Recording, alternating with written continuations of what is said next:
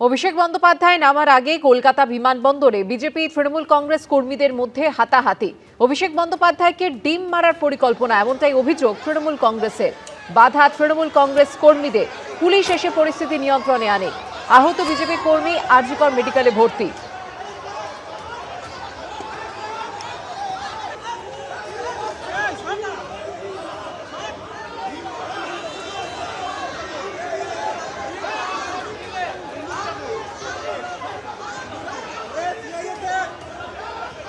নামা মাত্রই আমাকে বলছে এই এলাকায়, এই এয়ারপোর্ট এলাকায় এই বিজেপি কন্ট্রোল করে, এই হলো আসল কালপিট। হ্যাঁ, এই বিজেপিটা কন্ট্রোল করে বলেই আমাকে ঘুষি মারতে আরম্ভ করলো এবং অন্তত কিছু লোক 2 থেকে 250 লোক ছিল। এরা আমার চোখটায় প্রচন্ড আঘাত করেছে। আমার বা চোখটা বোধহয় খারাপ হয়ে গেছে মনে হচ্ছে। বা চোখটা তাকাতে পারছি না। ডাক্তার এসেছিল। थोड़ी देर में हम लोग देख रहे थे कि बीजेपी का एक थार लेके देख सकते हो वहीं पे था। कुछ लड़कियां आए और उनके साथ एक आदमी आया था जो पीला कलर का कुर्ता पहन के। फिर उन लोगों के हाथ में अंडा था। में जाके हम लोगों ने रिक्वेस्ट किया ये कल्चर प्लीज मत रखिए। उन्होंने बोला ये आप लोगों ने सिखाया। उन्होंने बोला ये करना सही नहीं होगा, आप प्लीज इसको खत्म कर दीजिए। এইচডিএফসি ব্যাংকে তৃণমূলের নামে থাকা 3টে অ্যাকাউন্টে ডেবিট ফ্রিজ করল পুলিশ। এই অ্যাকাউন্টগুলোতে জমা থাকা 440 কোটি টাকা তোলা যাবে না বলে ব্যাংকে নির্দেশ দেওয়া হয়েছে। এর বাইরে তৃণমূলের আর যে অ্যাকাউন্ট রয়েছে তাতেও ডেবিট ফ্রিজ করার প্রক্রিয়া চলছে বলে সূত্রের খবর। অ্যাকাউন্ট বিতর্কে আরও চাপে পড়ল কালীঘাট তৃণমূল। আগেই ব্যাংকে চিঠি দিয়ে অ্যাকাউন্ট থেকে লেনদেন বন্ধ রাখার অনুরোধ জানিয়েছিলেন অরূপ বিশ্বাস। এরপর ঋতব্রত তৃণমূলের বিধায়কও বিধাননগর পুলিশের সাইবার থানায় ওই একই বেসরকারি ব্যাংকের 3টে অ্যাকাউন্ট নম্বর দিয়ে আশঙ্কা প্রকাশ করেন বেআইনিভাবে পাওয়া অর্থ জমা রয়েছে ওই অ্যাকাউন্টগুলিতে। আর সূত্রে খবর, এই প্রেক্ষাপটেই তদন্তের স্বার্থে এইচডিএফসি ব্যাংকে তৃণমূলের নামে থাকা 3টে অ্যাকাউন্টে ডেবিট ফ্রিজ করল পুলিশ। অর্থাৎ এই অ্যাকাউন্টগুলি থেকে আপাতত টাকা তোলা যাবে না। এই 3টে অ্যাকাউন্টে রয়েছে 440 কোটি টাকা। এর বাইরে তৃণমূলের আর যে অ্যাকাউন্ট রয়েছে তাতেও ডেবিট ফ্রিজ করার প্রক্রিয়া চলছে বলে সূত্রের খবর। গত 2 দিন ধরে তৃণমূলের অ্যাকাউন্ট নিয়ে বিতর্ক চলছে। সর্বভারতীয় তৃণমূল কংগ্রেসের কোষাধ্যক্ষ হিসেবে অ্যাকাউন্ট ফ্রিজ করার আবেদন করে ব্যাংকে চিঠি দিয়েছিলেন কোষাধ্যক্ষ অরূপ বিশ্বাস। এরপরই দলের অ্যাকাউন্টে বেআইনি আর্থিক লেনদেনের অভিযোগ আনেন ঋতব্রতপন্থী বেশ কয়েকজন তৃণমূল বিধায়ক। সূত্রে খবর, এই সংখ্যাটা 10 জন। বিধাননগর পুলিশ কমিশনারেটে অভিযোগ জানানো হয় ঋতব্রত তৃণমূলের এই বিধায়কদের তরফে। সাইবার ক্রাইম বিভাগকে দেওয়া চিঠিতে 3টি অ্যাকাউন্ট নম্বর উল্লেখ করে স্পষ্টভাবে বলা হয়, বিশ্বাসযোগ্য সূত্র ও পারিপার্শ্বিক অগ্রগতি থেকে এটা জানা গেছে যে ক্ষমতার অপপ্রয়োগ করে বেআইনি কার্যকলাপ, বেআইনিভাবে টাকা তোলা, অসৎ উপায়ে আর্থিক লেনদেন হওয়া টাকা এই অ্যাকাউন্টগুলিতে জমা পড়ে থাকতে পারে। এই 3টি অ্যাকাউন্টই রয়েছে এইচডিএফসি ব্যাংকের সেন্ট্রাল প্লাজা ব্রাঞ্চে। আর তাৎপর্যপূর্ণভাবে এইচডিএফসি ব্যাংকের এই ব্রাঞ্চে থাকা তৃণমূলের অ্যাকাউন্টটি ফ্রিজ করার আবেদন জানিয়ে চিঠি দিয়েছিলেন অরূপ বিশ্বাসও। এরপর অ্যাকাউন্ট ফ্রিজ করার আবেদন জানিয়ে পুলিশকে চিঠি দেন ঋতব্রত তৃণমূলের একাধিক বিধায়ক। এই চিঠিকে এফআইআর হিসেবে গ্রহণ করার আবেদন করে তদন্তের দাবিও তোলেন অভিযোগকারী ঋতব্রত তৃণমূলের বিধায়ক।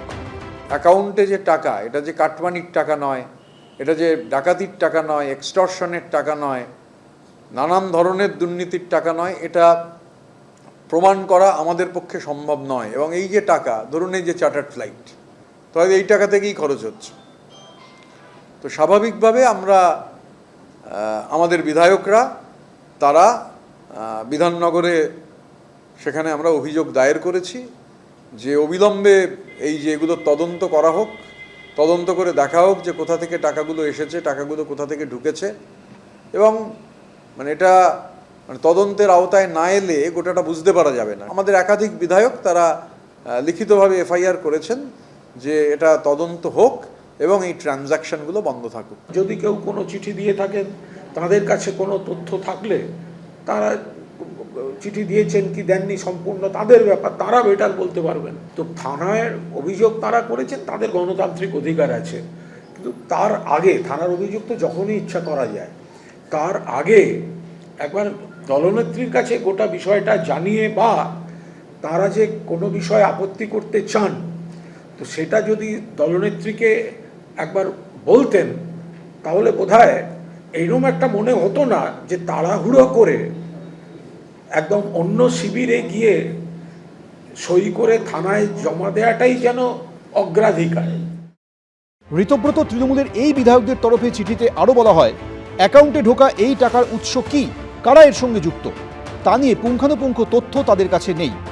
পাল্টা ঋতব্রত তৃণমূলের দিকে প্রশ্ন ছুড়ে দিয়েছেন কুণাল ঘোষ।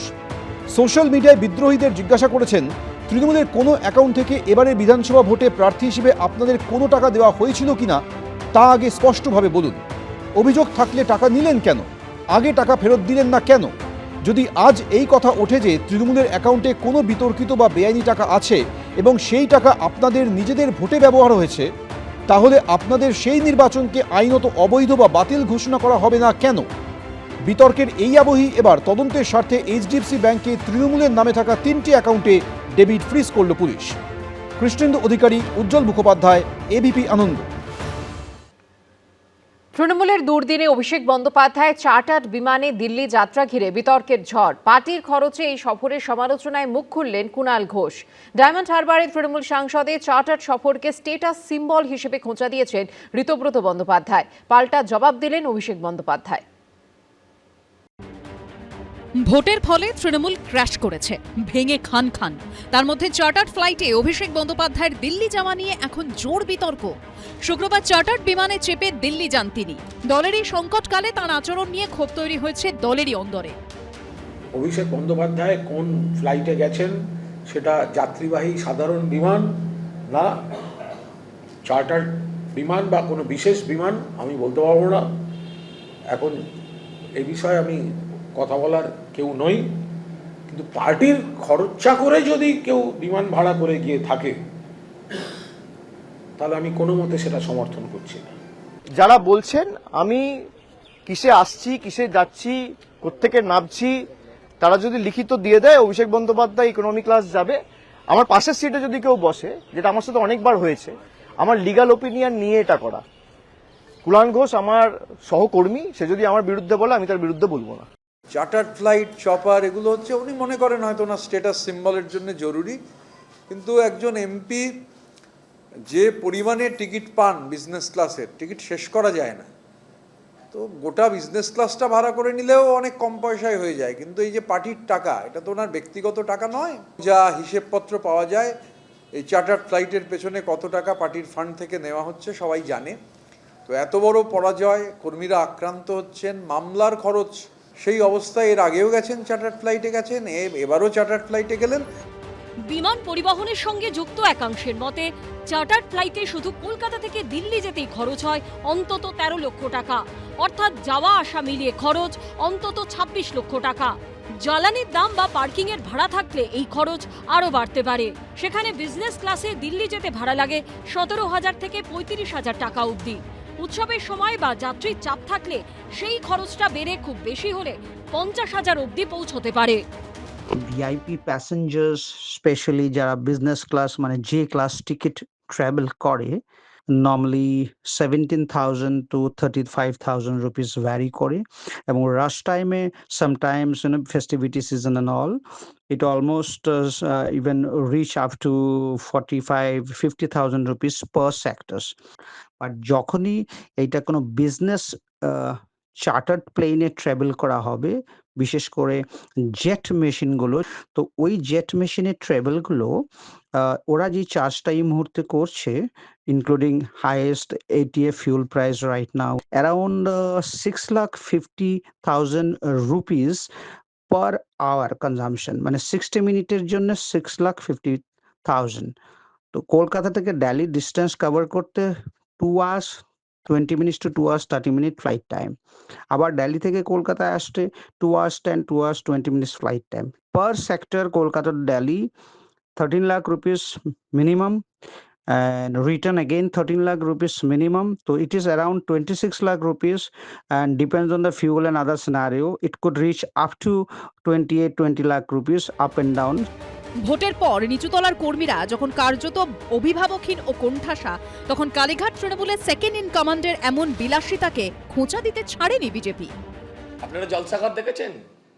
ছবি বিশ্বাস শেষ দিনও কিন্তু আগ্রা থেকে বাইজিএনে নাচ করবে, এটাই ছিল তার জীবনের শেষ ইচ্ছে।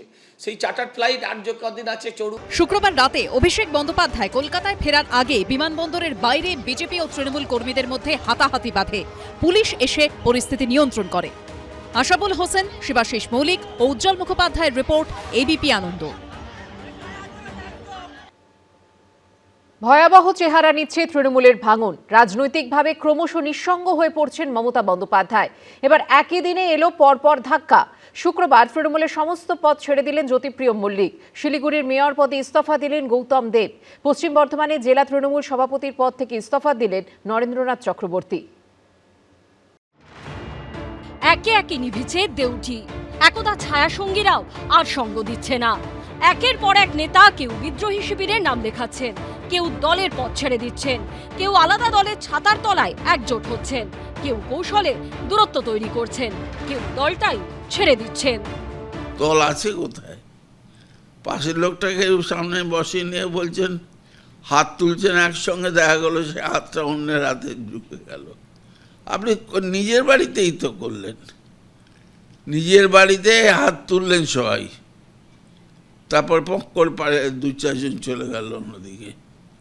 যে দুদিন আগে ছিল আপনার নিজের লোক, সে আজকে হয়ে গেছে পরের লোক, বলে লাভ আছে?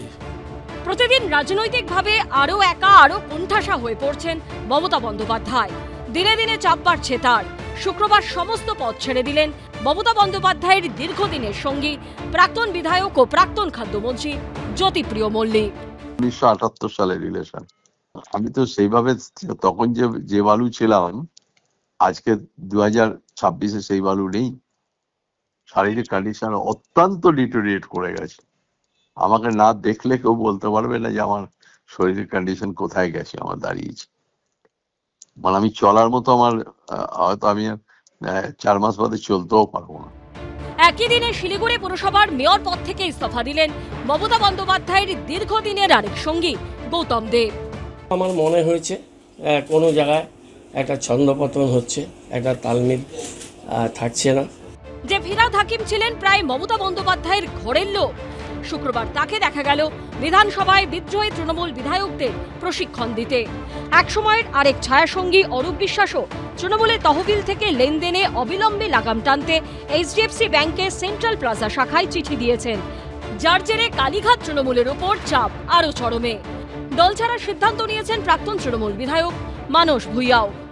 সত্যি কথা বলতে কি, আজকের মতো চিফ মিনিস্টার শুভেন্দু অধিকারী মহাশয়, তিনি যে দৃষ্টিভঙ্গিতে বিরোধী দলকে ডাকছেন, এমএলএদের ডাকছেন, এমপিদের ডাকছেন, আলোচনা করছেন, আমি যতদিন দেখেছি তৃণমূলের ভেতরে বিরোধী দলকে ডাকা থেকে শুরু করে কোনো আলোচনা তো দূরের থাক, ন্যূনতম স্বীকৃতি বিরোধী দলের এমএলএ এমপিরা পায়নি এবং নেতৃত্ব পায়নি। শুক্রবার পশ্চিম বর্ধমানে জেলা তৃণমূল সভাপতির পদ থেকে ইস্তফা দিলেন নরেন্দ্রনাথ চক্রবর্তীও। সম্প্রতি পূর্ব বর্ধমানে জেলা সভাপতির পদ থেকে ইস্তফা দেন রবীন্দ্রনাথ চট্টোপাধ্যায়। শুক্রবার বিধানসভায় ঋতব্রত বন্দ্যোপাধ্যায়ের সঙ্গে বৈঠক করেন পদত্যাগী নরেন্দ্রনাথ চক্রবর্তী ও রবীন্দ্রনাথ চট্টোপাধ্যায়। নরেন্দ্র চক্রবর্তী ছিল। আপনি কি তৃণমূলের সঙ্গে আছেন? এক্ষুনি কিছু বলতে পারছি না। সব মিলিয়ে মমতা বন্দ্যোপাধ্যায় এখন রাজনৈতিকভাবে কার্যত নিঃসঙ্গ। চাপ ক্রমশ বাড়ছে। কৃষ্ণেন্দু অধিকারী, দীপক ঘোষ ও ঝিলম করঞ্জাইয়ের রিপোর্ট, এবিপি আনন্দ। ভোটে ভরাডুবির পর জ্যোতিপ্রিয় মল্লিককে জাতীয় কর্মসমিতির সদস্য করেছিল তৃণমূল। শুক্রবার সেই পদসহ তৃণমূলের সব পদ থেকে ইস্তফা দিলেন প্রাক্তন খাদ্যমন্ত্রী। মমতা বন্দ্যোপাধ্যায়কে পাঠানো চিঠিতে শারীরিক অসুস্থতার কথা জানিয়েছেন তার ঘনিষ্ঠ বালু। যদিও সেটাই আসল কারণ কিনা তা নিয়ে শুরু হয়েছে জল্পনা। ওয়ার্কিং কমিটি হোক বা বিভিন্ন যে পদ আমাকে দিয়েছিল, সেই পদগুলো আমি ছেড়ে দিলাম। গত শনিবারই যাকে দলের নীতি নির্ধারণের সর্বোচ্চ স্তর জাতীয় কর্মসমিতির সদস্য করেছিলেন মমতা বন্দ্যোপাধ্যায়, আরেক শনিবার আসার আগেই সেই তিনি জাতীয় কর্মসমিতির সদস্য সহ যাবতীয় দলীয় পদ থেকে ইস্তফা দিলেন প্রাক্তন খাদ্যমন্ত্রী জ্যোতিপ্রিয় মল্লিক, মমতা বন্দ্যোপাধ্যায়ের বালু। আপনাকে যে নতুন দায়িত্ব দেওয়া হয়েছিল এগুলো নাকি যে দায়িত্ব? সব দায়িত্ব, একটাই দায়িত্ব দিয়েছিল ওয়ার্কিং কমিটি মেম্বার, দলে। সেক্ষেত্রে কি তৃণমূল কংগ্রেসে আপনি থাকছেন নাকি মানে কোনো দায়িত্ব নিতে পারছেন না? মানে থাকার কি করে হলো, আমার সবই তো ছেড়ে দিলাম, তা থাকলাম কোথায়? আচ্ছা, সবই তো ছেড়ে দিলাম। দীর্ঘ প্রায় 4.5 দশক ধরে মমতা বন্দ্যোপাধ্যায়ের অত্যন্ত ঘনিষ্ঠ এহেন জ্যোতিপ্রিয় মল্লিকও এবার দলীয় পদ ছেড়ে দেওয়ায় কালীঘাট তৃণমূল অর্থাৎ মমতা বন্দ্যোপাধ্যায় আরো বড় ধাক্কা খেলেন। শুক্রবার তৃণমূল নেত্রীকে চিঠি দিয়ে দলের পদ ছাড়ার কথা জানিয়েছেন জ্যোতিপ্রিয় মল্লিক, যেখানে তার দল ছাড়ার সিদ্ধান্তের নেপথ্যে শারীরিক অবস্থার অবনতিকেই দায়ী করেছেন তিনি। প্রত্যেকেই জানে, দলও জানে, দলের নেত্রীও জানেন যে আমার শারীরিক কন্ডিশন খুব খারাপ। গত 4-5-6 বছর ধরে এমন খারাপ হয়েছে যে এখন 350 আমার সুগার, আমার 2টো কিডনি প্রায় নষ্ট হয়ে গেছে। আমি থাকতে পারছি না, কারণ আমি দলের কোনো কাজকর্ম থাকতে পারবো না, আমার পক্ষে সম্ভব নয়। তাই জন্য পদত্যাগ করেছি, আজকে জানিয়েও দিয়েছে মেল করে। ভোটে বিপর্যয়ের পর থেকেই রাজনৈতিকভাবে ক্রমশ একা হয়ে পড়ছেন মমতা বন্দ্যোপাধ্যায়, অভিষেক বন্দ্যোপাধ্যায়রা। বিরোধী দলের রাশ আলগা হয়েছে, লোকসভার 20 জন সাংসদ মিশে গেছেন অন্য দলে, তৃণমূলের মধ্যেই তৈরি হয়েছে আড়াআড়ি বিভাজন। ফলে প্রশ্ন উঠছে, জ্যোতিপ্রিয় মল্লিকের এই সিদ্ধান্তের নেপথ্যেও কি রয়েছে অন্য কোনো কারণ? এখানে কি কোনো মান অভিমানের কোনো বিষয় রয়েছে? আমার কোনো মানবিমানের ব্যাপার নেই, আমার শারীরিক কন্ডিশন খুবই খারাপ। আমি 2 বছর বাঁচবো কিনা জানি না, তা তো আমি জানি না। আমার এমন কন্ডিশন যে মারাত্মক ভাবে, আমি ছেড়ে দিলাম। হ্যাঁ, কেন পথ আঁকড়ে রাখবো শুধু শুধু আমি? আচ্ছা, এই কঠিন সময় আমরা দেখেছি যে বেশ কয়েকজন তারা ছেড়েছেন বা দলের মধ্যে বিদ্রোহ ঘোষণা করেছেন। এই বিষয়গুলো আপনি কিভাবে দেখছেন? সেটা তাদের কারোর ব্যক্তিগত মতে আমি কিছু বলতে পারি না। তারাও তো আমার মতন, আমার বয়সী লোক, তারাও স্বাধীন চেতা, তারা যা ভেবেছে তাদের করেছে, নিশ্চয়ই করেছে। তারা কিছু বুঝেছে বলে ভেবেছে, করেছে, পজিটিভ কিছু করেছে। সুতরাং আমি মনে করি যে আমার আর থাকা উচিত নয় কথা থেকে। শুধু কেন থাকবো আমি? জ্যোতিপ্রিয় মল্লিক দলীয় পদ ছাড়াই কটাক্ষ করেছে বিজেপি। দলটাই তো নেই, তার আবার অব্যাহতির কি আছে? দল যেখানে নেই তার দলীয় পদ, তার অব্যাহতি, এ তো অদ্ভুত কথা। আর দলীয় পদ থেকে অব্যাহতি চাইলেই বা দলের সমস্ত দায়িত্ব থেকে অব্যাহতি চাইলেই কি আপনারা মনে করেন যে সমস্ত কৃতকর্ম তাকে ছেড়ে চলে যাবে? বেআইনি যা কিছু হয়েছে, তিনি যে নিই হন না কেন, তাকে আইন আমলে আসতে হবে। ওনার চিঠিটা আমি দেখিনি, কিন্তু যদি কোনো ব্যক্তি, কোনো সিনিয়র নেতা কোনো সিদ্ধান্ত নিয়ে থাকেন, তাহলে তিনি নিশ্চয়ই তার বিষয়টা বলতে পারবেন। আমার তার সঙ্গে কোনো কথা হয়নি, ফলে আমি কিভাবে তার সম্পর্কে বলব? ভোটে ভরাডুবির পর একে একে অনেকেই মমতা বন্দ্যোপাধ্যায়ের সঙ্গ ছেড়েছেন। সেই তালিকায় যুক্ত হলো বালুর নাম। উজ্জ্বল মুখোপাধ্যায় ও আশাবুল হোসেনের রিপোর্ট, এবিপি আনন্দ। এবিপি আনন্দ, এগিয়ে থাকে, এগিয়ে রাখে।